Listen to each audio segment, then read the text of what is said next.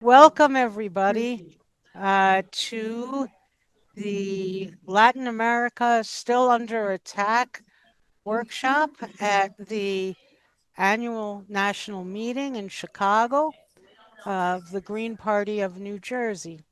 And this will be one of two workshops back to back that have been organized by the Green Party US uh, Green Peace Action Committee. Um, my name is Madelyn Hoffman, and I'm a co-chair for GPAX, and Haig Hovanes is the other co-chair, and the second of the two workshops that we'll be doing um, will be run by Hyde, and it will be on organizing for peace. Because what we decided in our meetings was that there are just so many places in the world that need our attention right now.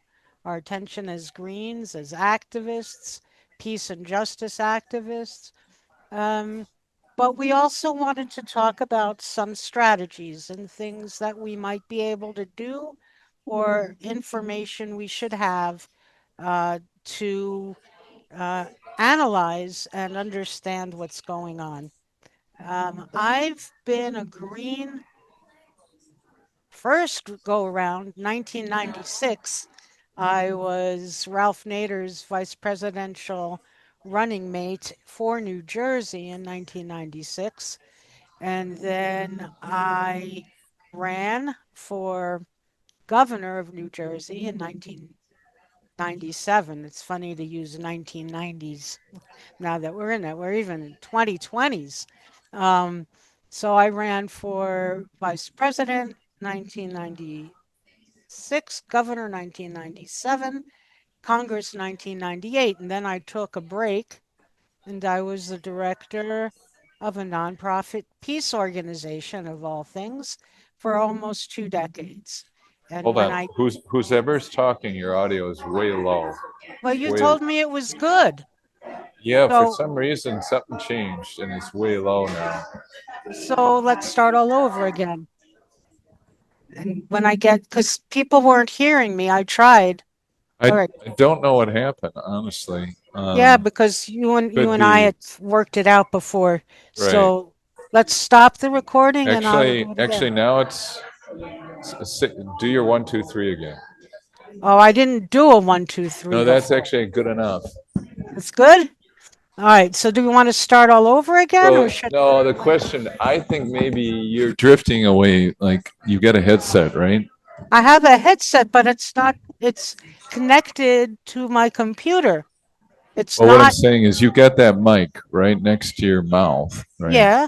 If you maybe you bumped it and it moved away, like if you swing that mic up a little closer to your mouth. Well, okay. Diane says it's been fine for the whole But time. no, I think now it's But now, fine. now here or here? Tell me which is better, Uh, this one or this location? this the one you're in now. Try that. All right, that one's That's directly significant. horizontal. That's much better. Okay. Okay. All right. So should I we think start again? so. I think we're good to go. Can you start us at the beginning now? Because you You said my you're volume isn't you very need an good. MC. You're the MC, right? I'm the yes, Then yes. you want me to Okay, give you everybody. okay. But I I thought, I don't know who is what's supposed now? to introduce the speakers. I have no I idea am. who the Uh, speakers are. I am. okay, then That's what I fine. I don't know who is supposed to introduce the I speakers. am. Madelyn You. Okay. Hoffman, Well, we're co-chair. ready.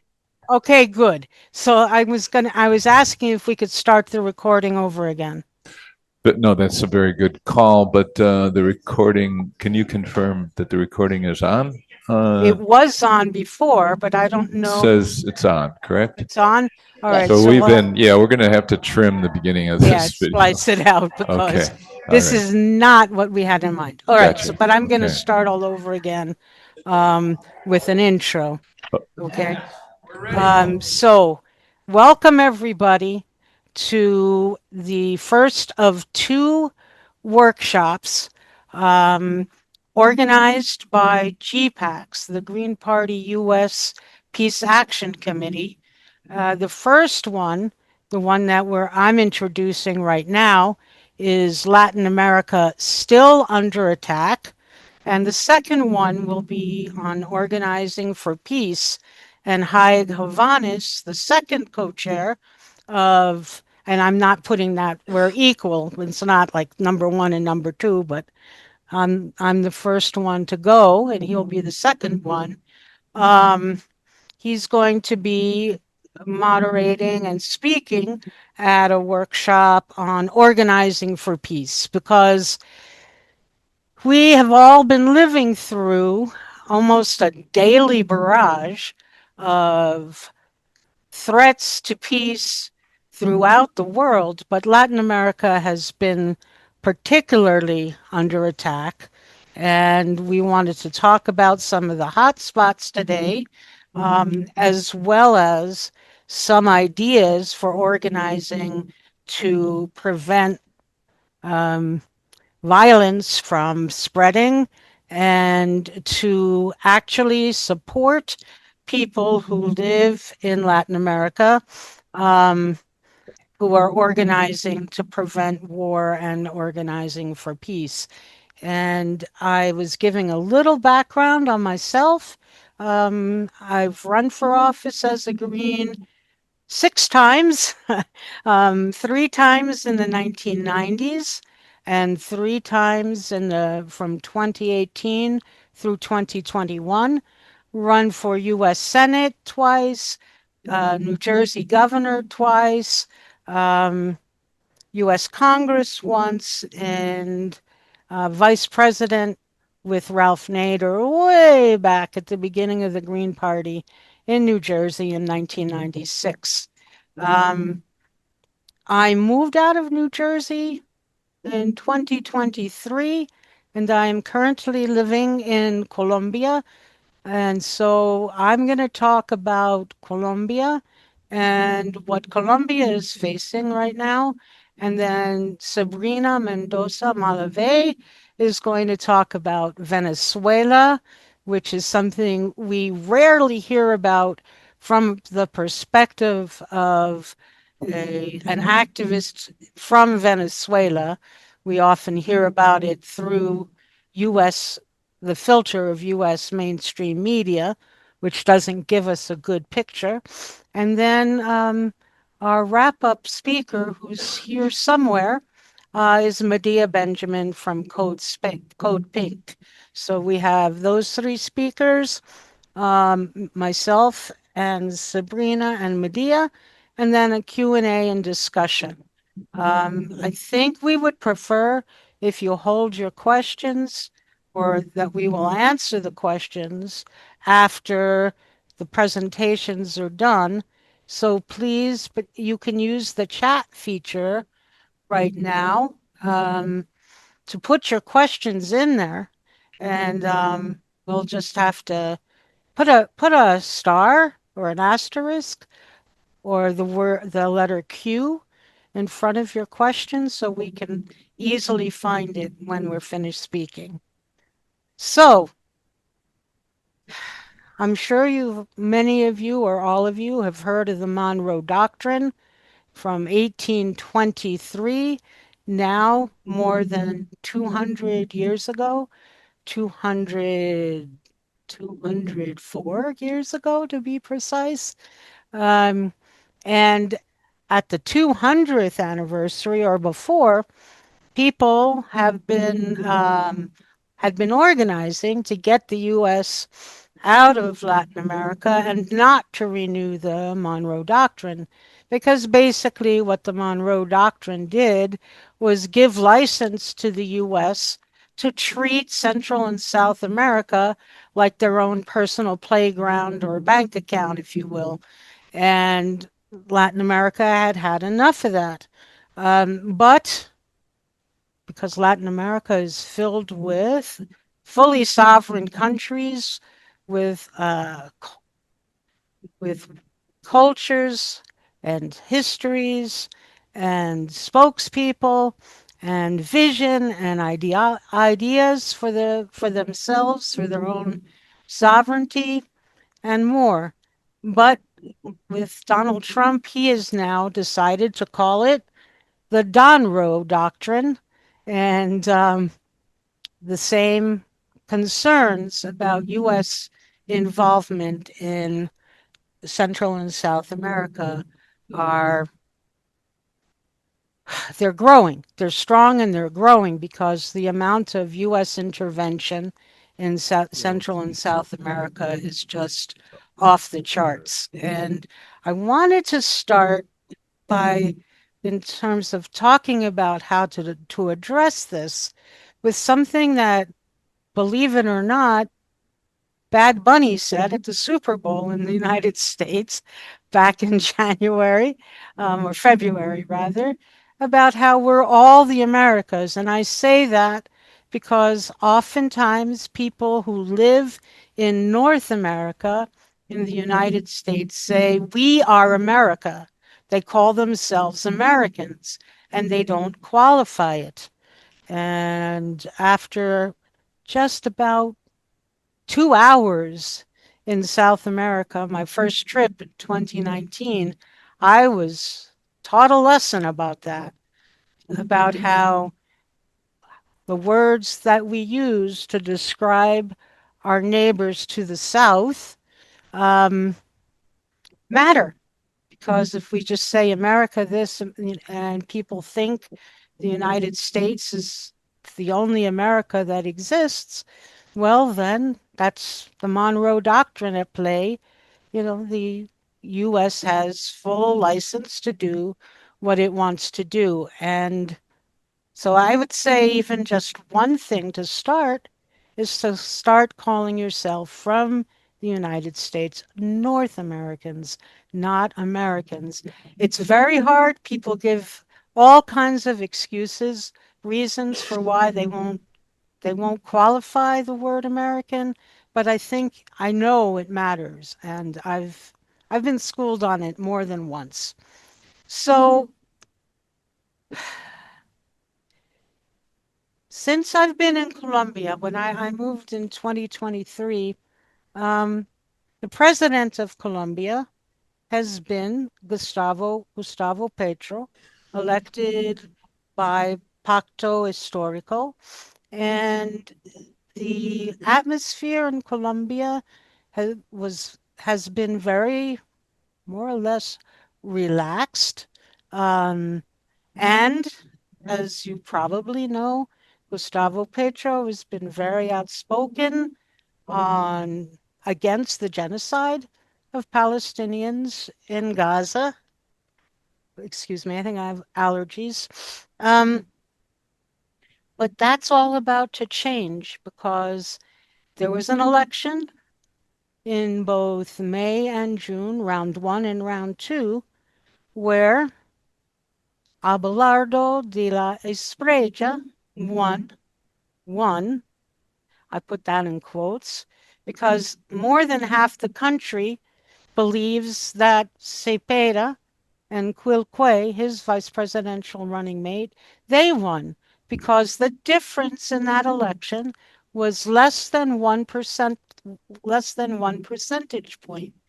And so ever since the second round on June 21st of this year, the second round of votes, um, Ivan Cepeda and Gustavo Petro have been fighting back, saying that the results of the elections were fraudulent.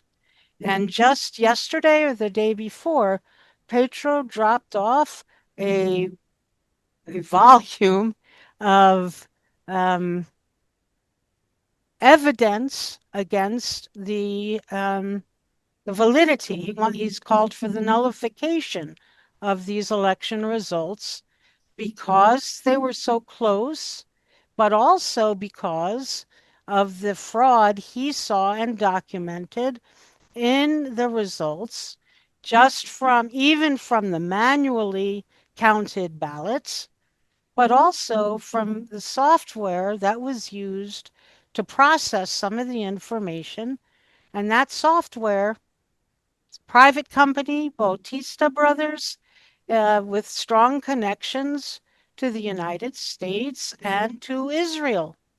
And lo and behold, the first thing basically that Abelardo de la Espriella says is his first act is to open a new embassy for Colombia in Jerusalem and to reestablish ties with all the Israeli diplomats that Petro kicked out. So, um, and the ballots that were submitted from the United States and other locations outside of Colombia were never counted, and they weren't scrutinized for fraud. Um, and that, with a difference of less than 1%, um, those ballots could be decisive. Now, the next thing that's come about in the last couple days is that Espriella says he doesn't like Bogota, the long-term capital of Colombia, and he's not going to set up his administration in Bogota, where Petro has been governing from, where all presidents in Colombia have governed from. He's instead going to set up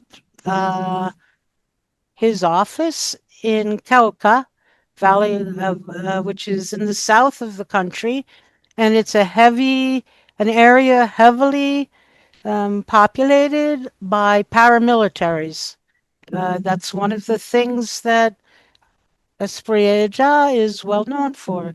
He's he's represented narco traffickers, he's represented paramilitaries, and we know the paramilitaries from the past, from history in Colombia, have been extremely violent and have caused all manner of problems, especially in the countryside with campesinos and others. So this is another reason why Petro and Cepeda are saying that they cannot live with the results. I mean, half your country wants to continue the reforms and changes that existed under Gustavo Petro, and the other half, maybe, if the numbers are correct, want to move away from that and go back in time.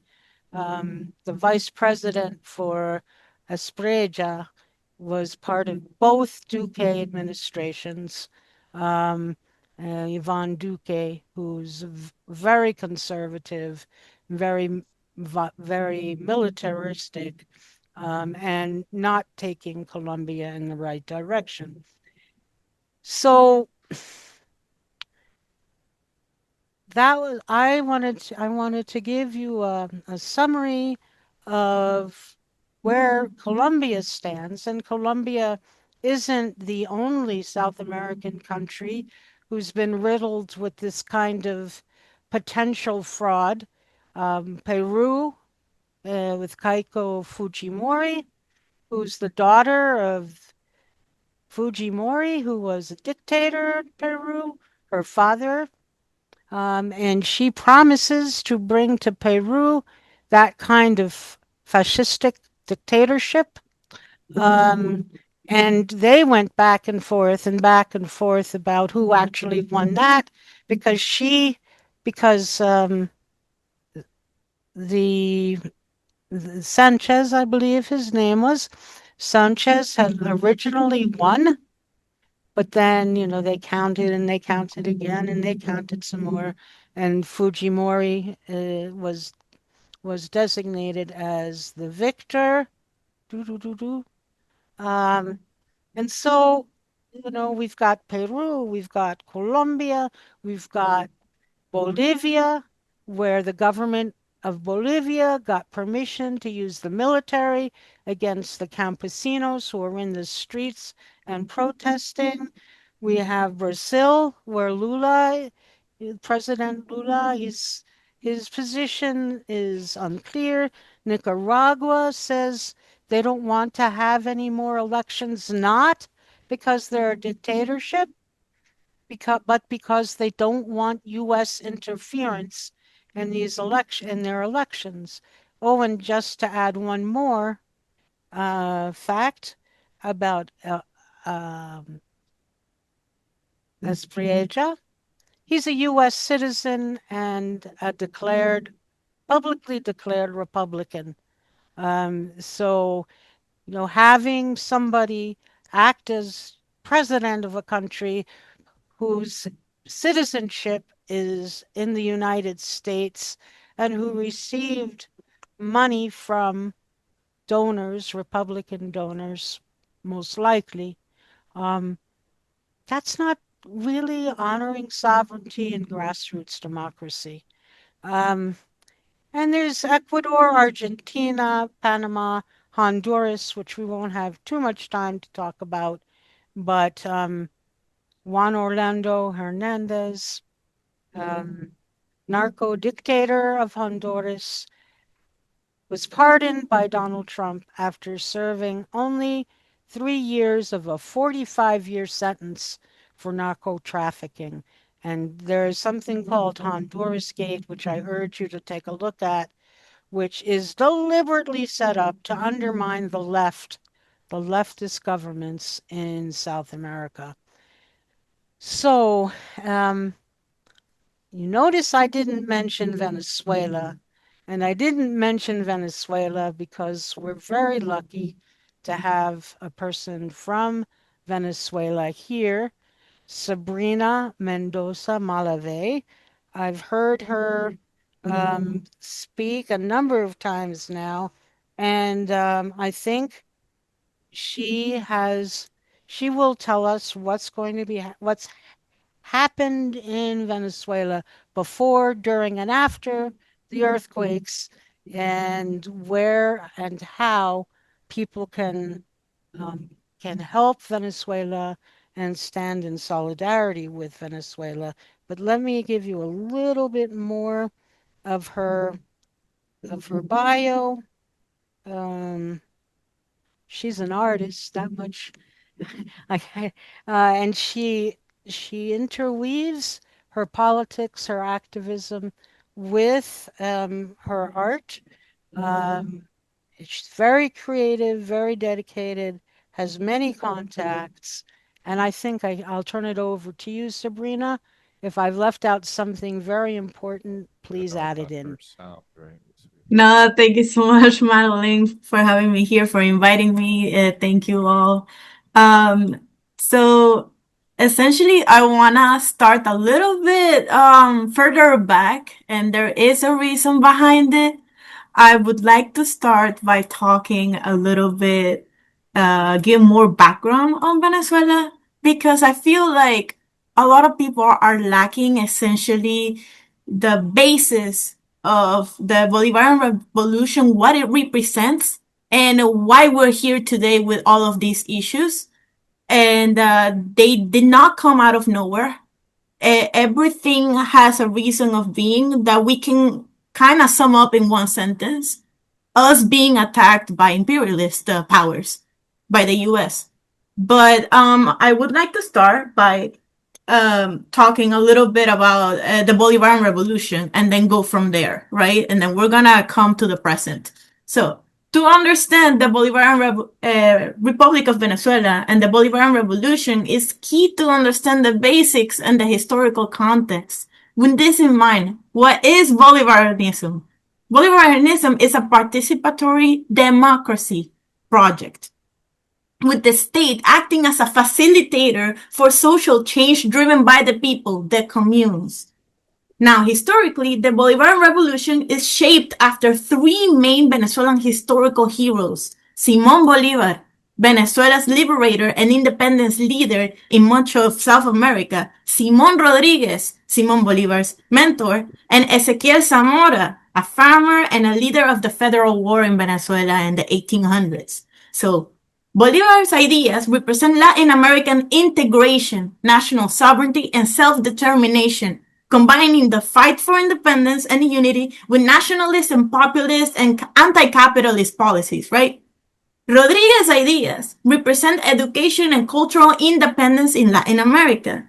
A phrase that by Simón Rodríguez that explains this perfectly is, o inventamos o erramos, either we invent or we err. This phrase comes from his work, American Societies, written in the 19th century to advocate for intellectual independence from European models. Rodriguez believed that the Americas could not simply copy foreign solutions, that it was necessary to create new ones or fail in the attempt. And then Zamora's ideas represent popular organization and participation, the foundation of social transformations in Venezuela, linking Bolivar's struggle for independence with modern struggles for sovereignty, right? So why did we get to the point of doing a revolution to begin with?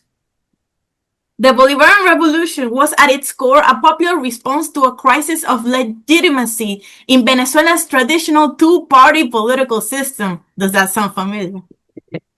The key events that led to its rise include the Caracazo in 1989, a wave of protests and brutal government crackdown. And let me say that they were actually riots. It was crazy. And it was in response to neoliberal economic policies, which deeply eroded public trust in the established political order. Then the military uprisings in 1992, the emergence of Chavez, the failed coup attempts led by Chavez, which made him a prominent figure and strengthened the movement against the political establishment that was in place at the time. And then Chavez ran for presidency in 1998 and won, marking the beginning of the Bolivarian process and the socialism of the 21st century, right? Since I don't have much time, I'm going to fast forward a little bit more, right? But let me say that ever since Commander Hugo Chavez Frias took power, the U.S. attempts to cripple Venezuela began, right? So the U.S. even attempted a coup in 2002, and it failed. Hello, how can I help you? The people came and basically demanded Chavez to be freed, and Chavez was freed in like a day, right? So now, I'm sorry. After the coup in 2002, and even before then, there was a massive media campaign against Venezuela. This didn't start just 10 years ago, right? And this was all, and it is all, essentially to sabotage the whole transformation process of Venezuela. Because Venezuela, after Chavez took over, wasn't just giving away its resources for free for the U.S., essentially. So, after Chavez died, and Maduro took over, constitutionally, he was the vice president and at the time. And 30 days after, because Chavez died of natural causes, there were elections that took place, and Maduro won, becoming Venezuela's president for the 2013 to 2018 term. And I want to emphasize that Venezuela's electoral system is all electronic, and it is the best of the region. Like, you cannot just do fraud within it, because it requires your fingerprint, and everything is in an electronic database, right? And there are no manual votes, no way of you actually like do fraud with it, right? So when Maduro became president, there was a whole wave of also to destabilize Venezuela by the United States, including the implementing of sanctions, pushing violent protests, and even coup attempts, and what we know happened in January 3rd, the bombing and the kidnapping of Maduro, because we have to say it like that. It was a kidnapping. So starting with the infamous sanctions, Obama's administration declared the country as an extraordinary threat to the U.S. national security in 2015. No attacks from Venezuela. It was completely unprecedented and uncalled for. Rafael Correa, former Ecuador president, described brilliantly how the 1,300 sanctions imposed by the U.S. work against Venezuela, and I would like to quote him. Imagine a country that cannot sell its main product, oil, and even if it could, it cannot buy anything because it is blocked from the international financial system. That is essentially what's happening to Venezuela. And we know how these sanctions have been used to cripple the country's economy, to force out the government chosen by the people. The sanctions have resulted in the death of over 40,000 Venezuelans, the forced scarcity of basic resources. Countries were bullied essentially into not selling nor buying from Venezuela. And also, these sanctions were also weaponized to essentially make it seem like the government was not doing its job to provide for the people. People became very, since there were no resources, there was scarcity of toilet paper. I don't know if y'all remember, back in 2017, 2014, those years were very tough. And that was actually one of the years that my family came to the United States due to all of this manufactured, essentially misery, right? So because the people were desperate, they started protesting, but then the U.S. started arming these groups. And these groups became guarimberos, and the guarimbas took place. And these were very violent riots that even resulted in people being burnt alive. It was horrible. And then this also resulted in the emigration of many Venezuelans that were affected by all of these conditions, the sanctions, the violence that suddenly erupted in the country, and also in the further fracture of Venezuelan public opinion into Chavismo versus opposition, nationalists versus cipayos. Cipayos in English meaning a proletarian that serves foreign interests to the detriment of their own country. Good thing that cipayos aren't a majority in Venezuela. Most of them fled the country, and they are mostly in Miami. And they are in Europe as well. They're in other Latin American countries. And these people advocate and support the U.S. actions into forcing Venezuela into becoming a colony of the United States, which is terrible. It is collective erasure of our memory. So now, coming to January 3rd, we all know what happened. The U.S. bombed Venezuela and kidnapped our constitutionally elected president and the first combatant, Cilia Flores. And they killed over 200 people, including a fisherman, with the pretext of, oh yeah, these are narco-terrorists. There was no proof of that. They were just doing their job in the Caribbean seas as fishermen, and they were just killed. And a bunch of military members that were Cubans and Venezuelans were also killed in the attack. Maduro and Cilia are currently prisoners of war in the Metropolitan Detention Center here in New York City. And after this attack, the U.S. further wanted to push their agenda, and corner Venezuela even more. They thought, oh, since we essentially took out their leader, then there's nothing else, right? But that's where people misunderstand Venezuela, because Bolivarianism is not just a leader in there. It's not just Maduro. It's not just Chavez. It's a whole movement led by the people.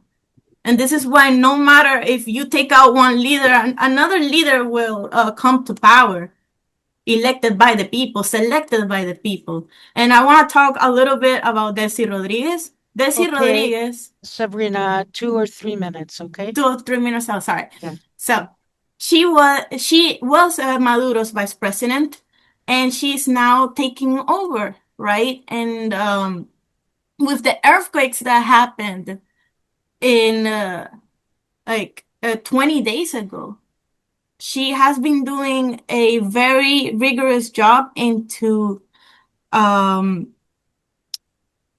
housing people and making sure that people live with dignity and in good conditions. There have been over 200 apartments have been given to the people. That is something very important that not a lot of media are talking about. And everyone in we call them campamentos temporales, temporary refuge. And everyone is given food, everyone is given great conditions, because there is a whole thing of collaboration with multiple governments that even though they were initially hostile against Venezuela, Venezuela is leaving aside those differences in order to provide for the victims of these massive earthquakes that were just one against each other. Like they happened with 39 seconds, one after the other. And it was a very strong earthquake that took out more than 5,000 people. And we have to understand that all of these circumstances, Venezuela is still a country in war. And with that in mind, we need to understand that providing for the people is still the priority for the government. And that is something that I don't hear often, and that we should take more into consideration. That even Venezuela too, with all the differences with the United States, us being attacked by them, we put that outrage aside and accepted all the help possible so that we could rebuild and restart from here. So yeah, that's pretty much what I have to say.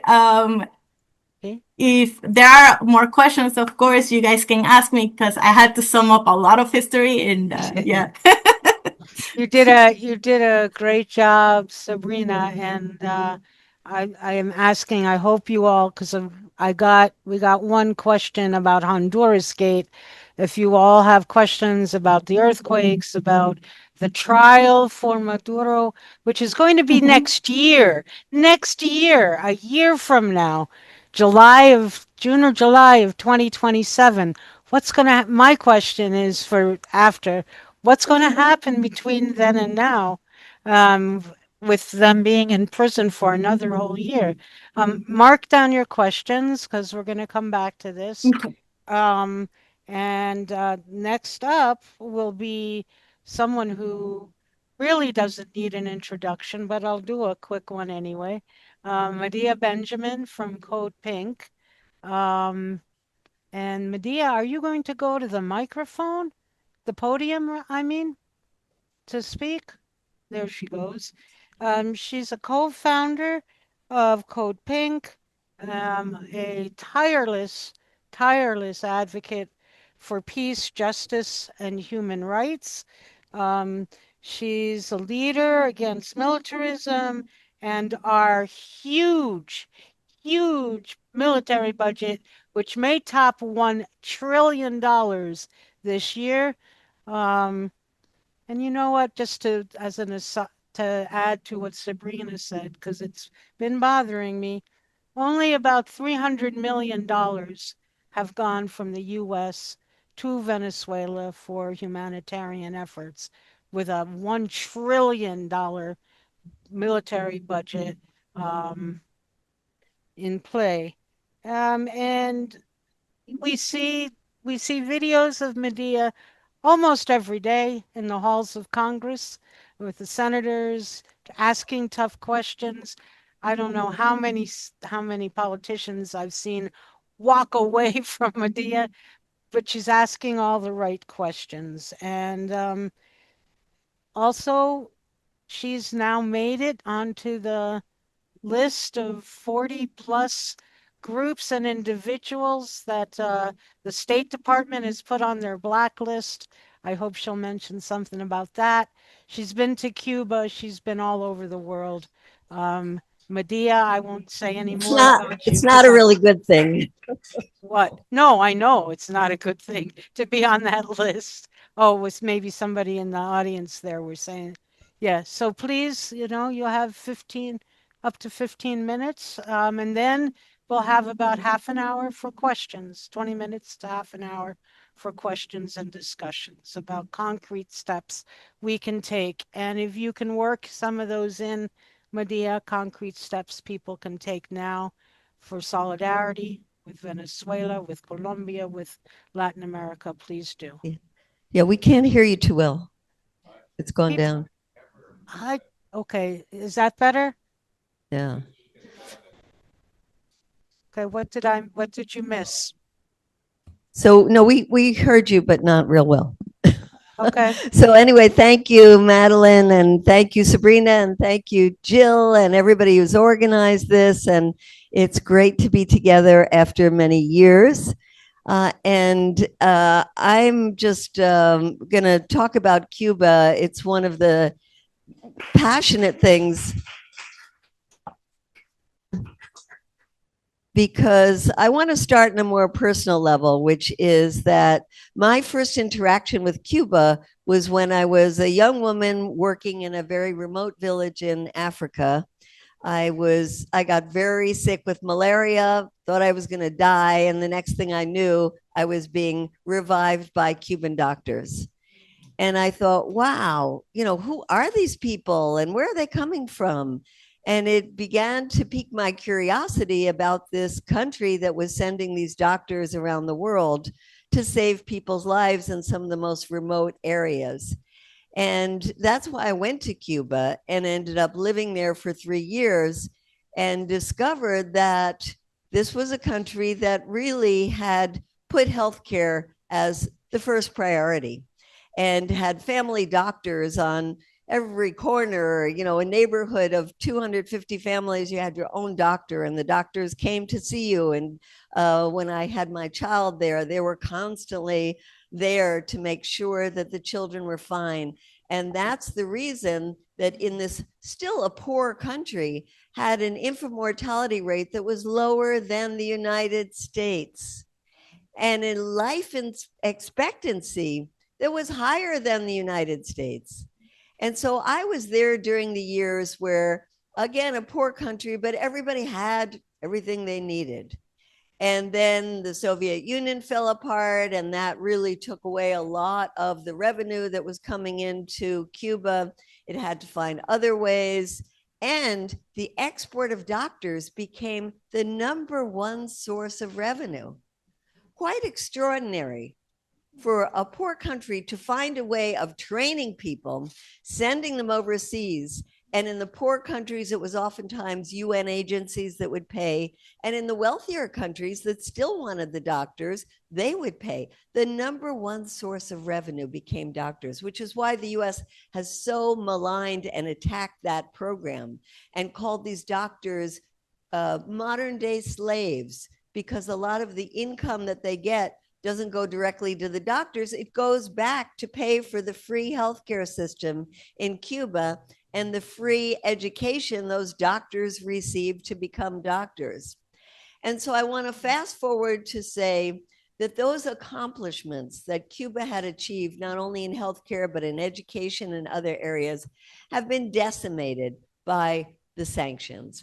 Those sanctions have existed since 1960s, but during this latest Trump administration, they have been strangled to a degree that is hard to even comprehend. And the main reason has been that they have said that there is no oil that will come to the country, and has turned back to oil tankers since the end of March until now. There's only one Russian tanker that made it, but the other ones have not.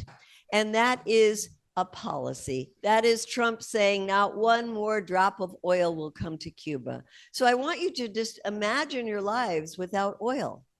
Without oil means you don't have cars that work, you don't have public transportation that works. It means you don't have electricity that works. And think of your lives without electricity. And think of not having refrigerators so that the food spoils. It means also that in the intense summer heat in Cuba, there are not even fans.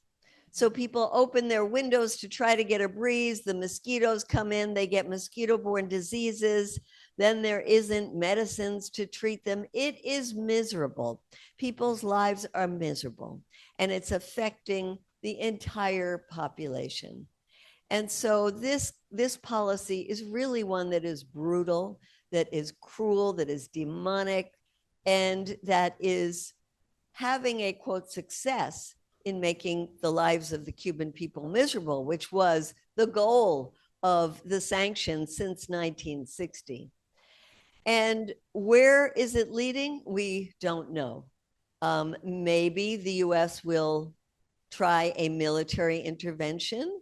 They certainly have the example of Venezuela. Cuba is not Venezuela. Cuba has many years to consolidate itself. And so what they're going for is this slow burn and making more and more of the population feel that they need a way out, that they're desperate for a way out. There's got to be something that gives. And if you look back, when one of the big problems, according to Marco Rubio, is a state-run system that they want to get rid of. Well, in 2014, Obama opened up to Cuba, normalized relations, went to Cuba, was a superstar in Cuba. They absolutely loved him. They still love him to this day, no matter what you all think about Obama. They love him in Cuba. And there was a flowering of private enterprise at that time. And so it was a win-win situation. There were lots and lots of small businesses that started. But the Obama administration came in and said, we don't care about that. We're going to intensify these sanctions. We're going to break relations. We're going to put Cuba on a state sponsor of terrorism list, which is ridiculous because Cuba is, when Trump came in. And so the tightening of sanctions. And it's so ironic because on the one hand, they say, well, the Cuban system doesn't work.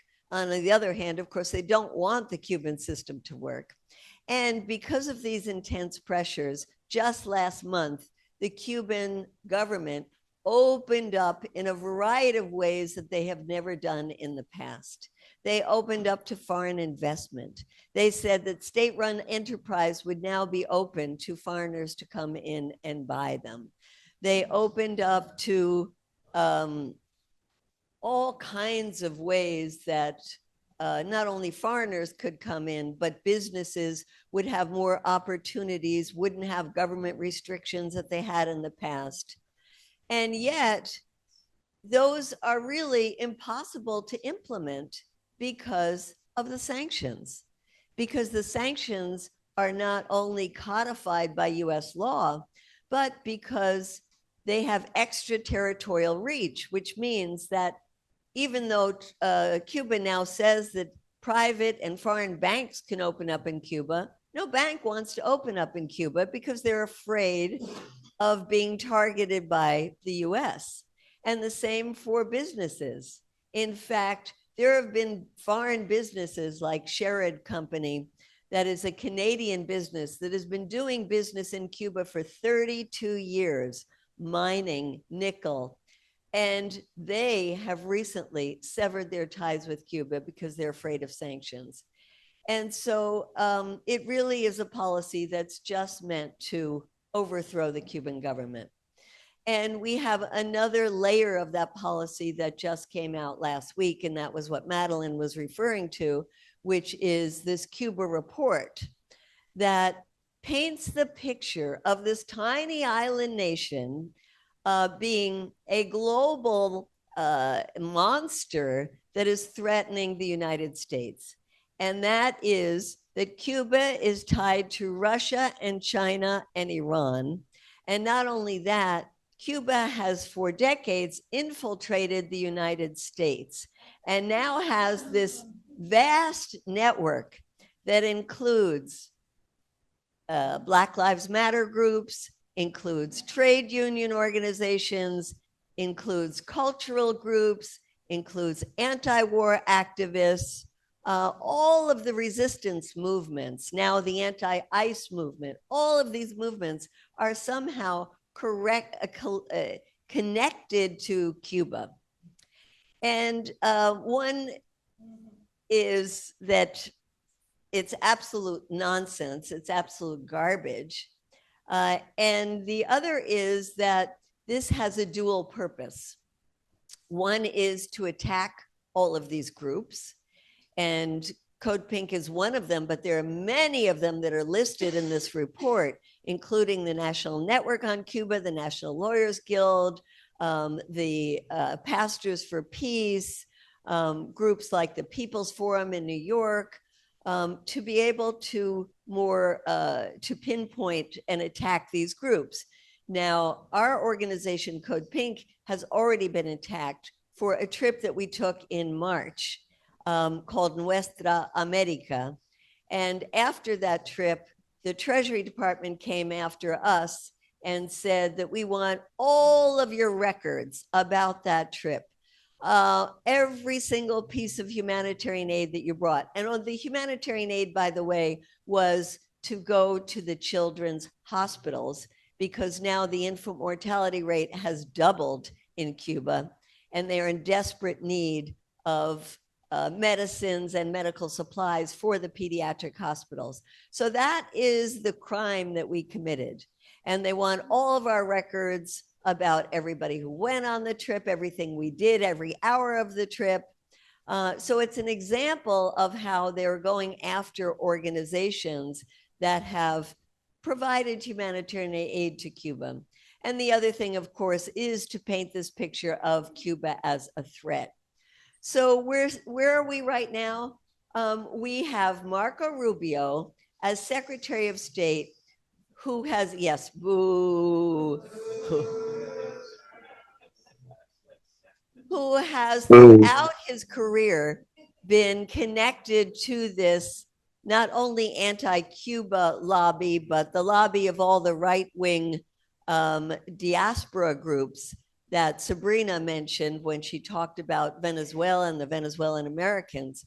But this lobby group, the Cuba lobby group, has been modeled after AIPAC, and it has been cultivated now for decades, oftentimes with US taxpayer dollars going to them. And now they have become very, very strong, even though they only have a couple of members, Cuban Americans, in Congress. They have Marco Rubio now as Secretary of State. And his goal has been to overthrow the government. You know, at one point he said that his family had fled Cuba and the Castro regime. Well, it turned out that his family had fled the Batista regime that the Cuban government overthrew. And yet, you know, his career has been fashioned on trying to be the one that finally gets to overthrow the Cuban government. Go here. So I want to end by saying that we are in dire straits right now around Cuba. And it is important that, one, we support the groups that are being singled out by this administration, that we don't allow ourselves to be intimidated by this administration, that we continue to organize trips to Cuba. That we continue to organize trips to Cuba, that we continue to raise funds for humanitarian aid to Cuba. But the most important thing is to really show solidarity to Cuba right now, to be saying to our government, to our elected officials, and we have a couple that just went to Cuba and came back and have been very good at speaking up and challenging, for example, at a hearing just a couple of days ago where Mike Waltz, the US ambassador to the UN, actually said that there was no blockade against Cuba. And luckily, he was challenged by Mark Pocan, who recently went to Cuba, and there are about 7 members of Congress who recently went. So we do have some people who are speaking up. We do have some pieces of legislation that we could be supporting. But my main message is that there's a very dangerous time for Cuba, a dangerous time for those of us who support Cuba. And instead of being cowed by it, we have to be even braver and more determined to say, hands off Cuba, let Cuba live. Thank you. Thank you, Medea. I would underline or amplify what Medea said. Hands off Cuba, let Cuba live. Hands off Latin America, let Latin America live. You know, we could have talked about so many other locations in Latin America, but we wanted to focus on a few. Hands off North America, please. Because America is, as I said, it's not just the United States. Okay, so we have time for, but if, can you mute your microphones, please? Can you mute your microphones if you're not speaking? Thank you. Somebody's still being heard. I can't mute you, unfortunately. It's from the stage. So we're getting sound from the stage. Can I mute you? I don't know. Let me try. We have time for questions. Thank you. We have 10, 15, 20 minutes. We're really scheduled to go until 3:15, but then there's another workshop at 3:30. So please raise your hand with questions. Those of us, Sabrina, thank you. Thank you, Hariaksha. You can direct your questions to me, to Medea, who's right there in front of you, or to Sabrina. But we need to see your hands, or there's a mic. There's a mic in the room, isn't there? There's a microphone in the room. Can somebody? People go up to the mic? Yeah, and then speak into it. Somebody needs to make sure that the traffic is flowing correctly. I can't do that from here, unfortunately, but Haig or Medea can do so, or Yes. can make sure that people aren't fighting. I have a question for the lady in Venezuela. Is she still present? Yes, she is. Sabrina. Go So ahead. this might sound like a very wide conspiracy theory, but I remember back. Yeah, camera and identify yourself. That would help too. Give your name and where you're from. Hi, my name is Steven Sarsfield. I'm a documentary filmmaker from Florida, attending the Green Party conference for the first time and making a documentary about the experience here. Thank you. I have what many will probably consider is a massive conspiracy theory, but I remember a few decades ago when we were having problems with Haiti and suddenly they had an earthquake and we were able to send in lots of people. And now Venezuela, suddenly when we're having lots of problems with Venezuela, suddenly they have an earthquake and we're sending in lots of people. And it's been proven that the weather has been altering. Does anybody know if we have the technology to make these earthquakes to force us to, go in and help them? Sabrina, that's a question for you. Thank you for your question. So, I mean, yeah, we've seen it in Iran, how the US basically through their military bases, they control the weather, and there was a drought, right? It didn't rain in Iran for many years. They had issues with that, and suddenly they bombed the US bases around and it starts raining again. We know that. However, and this is where I ask people to focus on the issue at hand and the things that we can control as the people, right? So instead of focusing on conspiracies, right, or things that we know we think that could be happening right now in Venezuela, I think that it would be much more useful to use that knowledge, but to still remain focused into demanding the ending of the sanctions, demanding the foreign assets to stop being blocked from Venezuela, and to support the liberation of Nicolas Maduro and Cilia Flores. And why do I say this? The earthquake already happened. There's a bunch of victims that do not have a house right now, a lot of people grieving, a lot of psychological also people with trauma with the situation. So pushing that agenda, it's very harmful to the victims right now. I think donating through the official portal venezuelanoestasola.com, it's a much more useful and supportive way to advocate for Venezuelans at the moment. And only time will actually reveal if this was indeed another attack, or if it was the worst national catastrophe in the world. Can I just ask you a additional question about that, Sabrina, which is that it was also an excuse for the Israeli military to come in on the idea that they were experts in getting people out of the rubble instead of experts at putting people under the rubble. And how do you feel about that? Of course. No, thank you for asking. And also such an honor to be talking to you. I've followed your work for many years. We hate the genocidal entity of Israel. And I think we know that in Venezuela, we do not support it. And we are aware of what they're doing.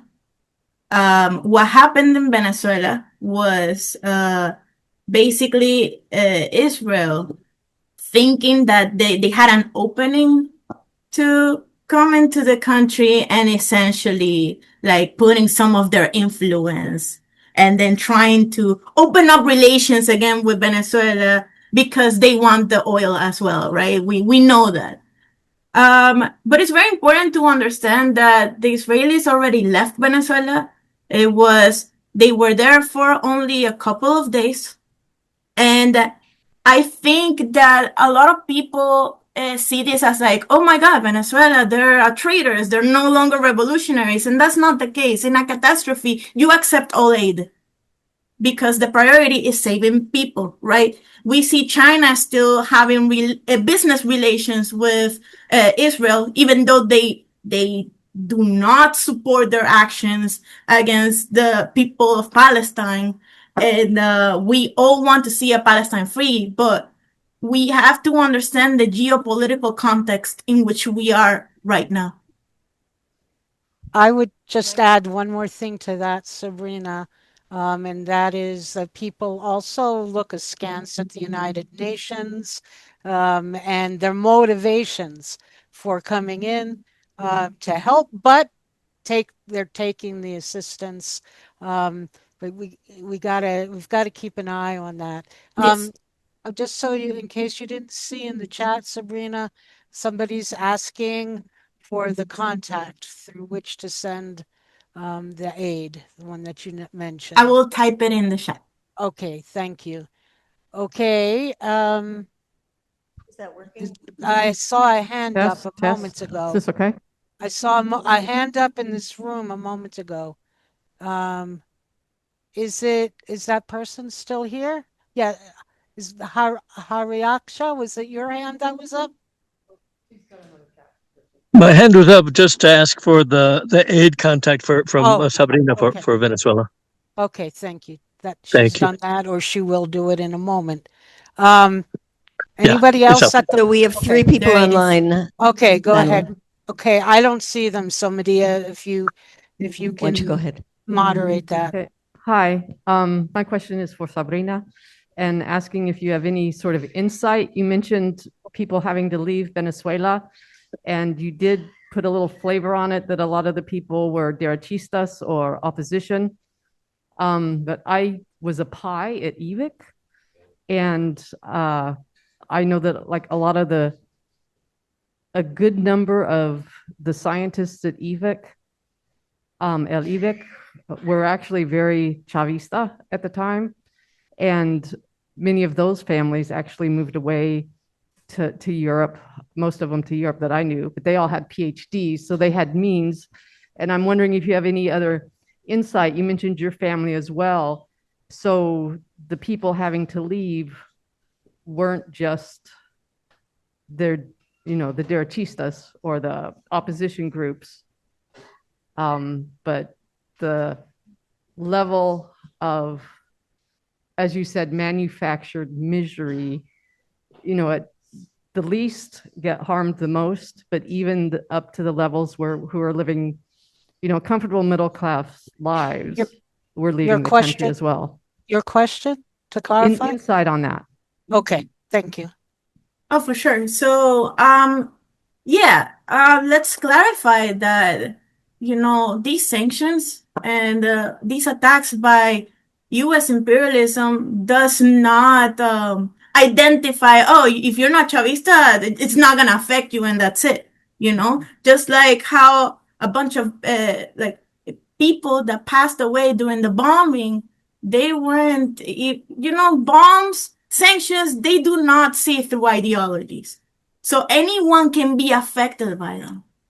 So to answer your question, yes, also a bunch of people that had the means, they found that their solution in the moment was to move to another country, establish themselves. And a lot of people have even been able to go back. Mm-hmm. Some of them, they stayed in their in the places that they moved out to, and and that is completely normal. That is fine. That is what migration is. It's natural to all of us humans, But yeah, it's not only limited to the opposition. The reason why I put an emphasis on that is because these extremist groups, they're outside of the country calling for bombs to our country, but they're not even going to be affected directly by that. And I think that is very deplorable. Okay. Hopefully that answers your question. Okay, Mike Feinstein, I'm a Green from California. Hi, Mike. Hey, Madeline. Hace mucho tiempo. My one time in Cuba was with Global Exchange. Thank you, Medea. My mini question for Medea is, when we often see you going to Cuba and bringing medical supplies, how do you bring, when I went to Cuba, I was able to give them a baseball mitt. I mean, you can't carry much on a plane. So how do you bring a lot of stuff for people? And my broad question for everybody is, we've seen a shift from leftist governments to more right-wing governments in Latin America in a few years. Is there any consistent theme that explains that transition? So first, the small question, how do you get the medical supplies there? And then the larger worldview. So the medical supplies, we have been chartering charters and getting a whole plane like we did in March. And the only reason that one was attacked by the government is because we took 170 people as well on that plane. And it included a lot of influencers, including Hassan Piker. And so they came back and they talked about what they saw, babies dying in incubators, that kind of thing. And Marco Rubio didn't like that. But yes, and I think, unfortunately, I fear that they're going to go after the charter companies that have allowed us to charter those planes. And it really is with lots of individual donations, because people have been very generous, that we've been able to charter planes and then get free medical supplies. So what we pay for is the transportation. And I didn't catch what your question is, why have we seen, is there a central theme between shift from more left-wing governments that we had a few years ago in Latin America? We've had the shift from left-wing governments to right-wing governments in Latin America in the last few years. Is there a central theme that explains why we've seen in so many countries why it's been shifting? Well, I think Madelyn can add to this, but I'll start on it. One is, I think that the U.S. has played a tremendous influence in making sure that the governments that have been in place have suffered, like we've heard about Venezuela, so that people are looking for alternatives. The other is that there has been a lot of influence also in the elections themselves. Exactly. And we've seen that throughout with this move from what we used to be called the pink tide, which is the wave of progressives, now being a tide of regression. And so I think it's both economic and foreign interference from the US. But why don't we give Madelyn a chance to weigh in on this? Thank you. No, I mean, in Colombia specifically, there's been no lessening of support for the kinds of policies that Petro put into place or that Cepeda promised to put into place. And 12.7 million people voted for Pacto Histórico and Cepeda, and maybe, you know, of a smaller, like less than 100,000 people more voted for Espriella. So it's, and I think I'm looking forward to continuation of the resistance that started the very moment that the election results came in. And unfortunately, I fear that there will be violence. I mean, it's basically half and half. Half the voting population wants to continue in the direction that Petro was going in, and half the population, they say, you know, want to go turn away from that. And I think too, I mean, it's kind of sickening to watch. You know, first thing Espriella did is he paraded, you know, his Israeli flag and his commitment to Israel. And I think he was installed, if you will. He wasn't really voted in, he was installed. And the people are fighting back from that. And I really don't see it as a trend. And the same that people are moving more to the right themselves without being pushed or manipulated to the right. And the same thing with Peru and Fujimori. You know, she lost originally, and then, you know, after much recounts and another recount, oh, all of a sudden she won. It's really hard to trust any of that. And I think we all need to find ways. Medea, if you could put a link for donations to Cuba, that would be helpful. Or I know you're standing up, you're not right at a computer. So you could give it to me, I'll type it in.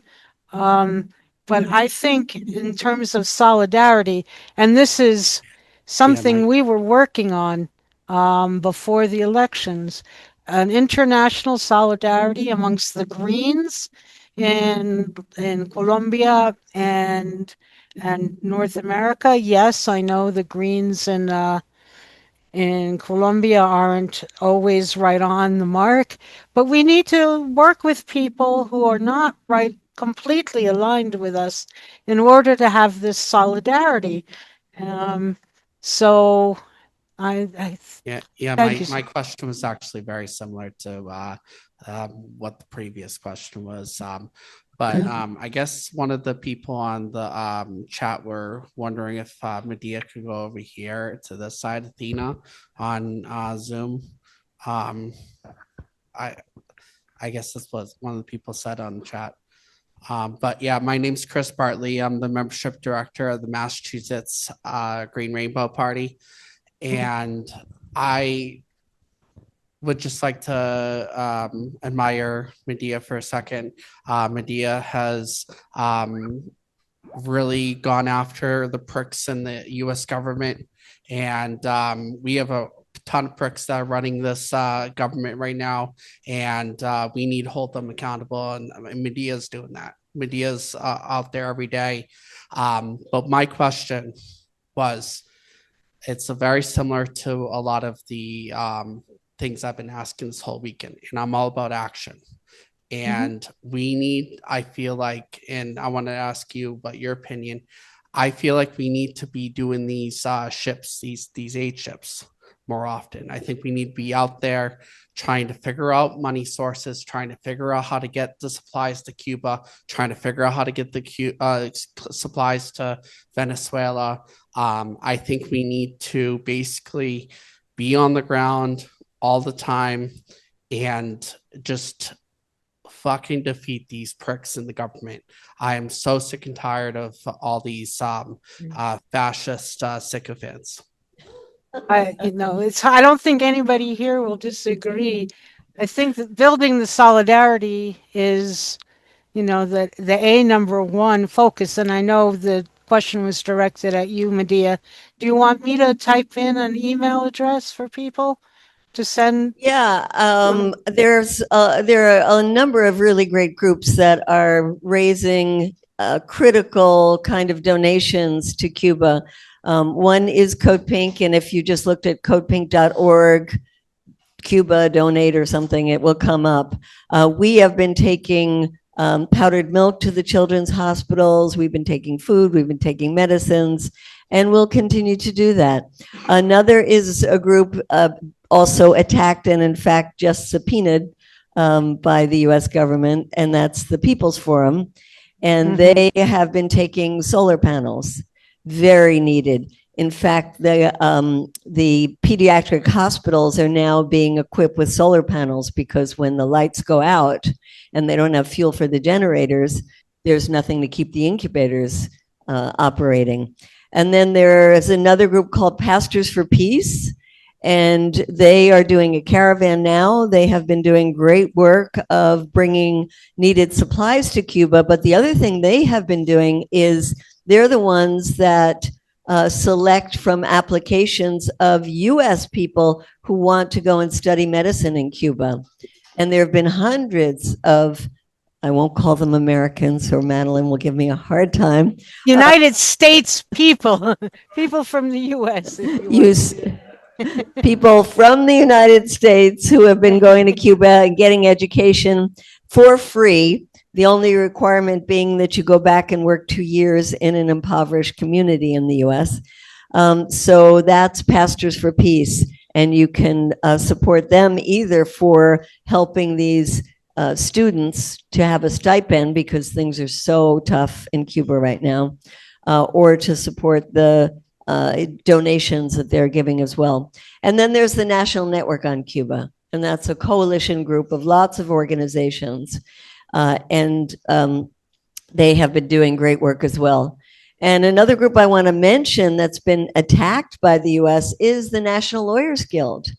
And the National Lawyers Guild has for decades been supporting groups that have been attacked by the US government. And in fact, they went with us on the March trip to Cuba to be able to give people a briefing before they came back on what they might expect and what their rights are.